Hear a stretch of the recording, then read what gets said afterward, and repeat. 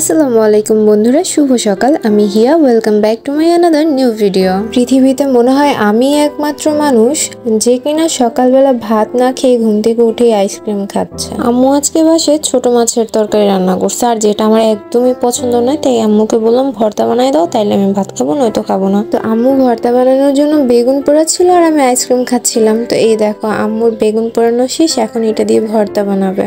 আজকে অনেক বেশি সুন্দর রৌদ্র ঝলমলে একটা দিন ছিল। তো বিকাল হতে চলে গেলাম আমি আমার কবুতরগুলোকে খাবার দিতে। মাশাআল্লাহ, দেখতে দেখতে আমার বেশ কয়েকটাই কবুতর হয়ে গিয়েছে, আর ওদের এখন 3 জোড়া বাচ্চা আছে।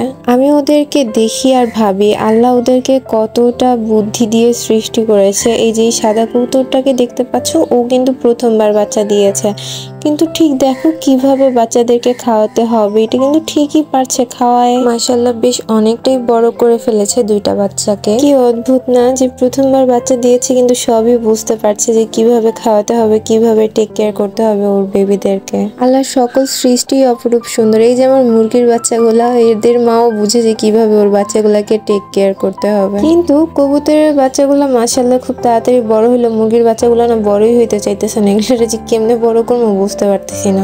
এদিকে বিকেল হতেই আমি প্রতিদিনের মতো চুলায় চা বসিয়ে দিয়েছে। যাই হোক, আজকের ভিডিওটা আর বাড়াবো না। ভিডিওটা যদি ভালো লাগে ভিডিওতে লাইক করে চ্যানেলটা সাবস্ক্রাইব করে দিও যারা নতুন আছো, আর যারা অলরেডি চ্যানেলটা সাবস্ক্রাইব করে রেখেছো তারা একটু কষ্ট করে লাইক কমেন্ট করে দিও, কারণ তোমাদের একটা লাইক একটা কমেন্ট আমাকে নতুন ভিডিও বানাতে অনেক বেশি উৎসাহিত করে।